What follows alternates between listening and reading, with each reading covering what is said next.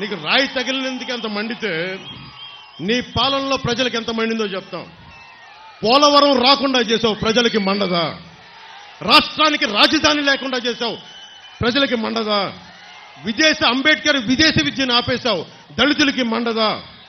15 ఏళ్ల అమర్నాథ్ ని పెట్రోల్ పోసి చెరుకు తోటలో నీ నాయకులు తగలబెట్టేస్తే వాళ్ళకి బెయిల్ ఇప్పించావు, దానికోసం ప్రజలకి మండదా? దళిత డాక్టర్ సుధాకర్ ని మాస్క్ అడిగినందుకు పిచ్చోని చేసి చంపితే అది ప్రజలకి మండదా? మనకి డ్రైవర్ ని చంపేసి డోర్ డెలివరీ చేస్తే దళితులకి మండదా? ప్రజలకి మండదా? 30,000 మంది మహిళలు అదృశ్యమైతే ప్రజలకి మండదా? అంగన్వాడీలని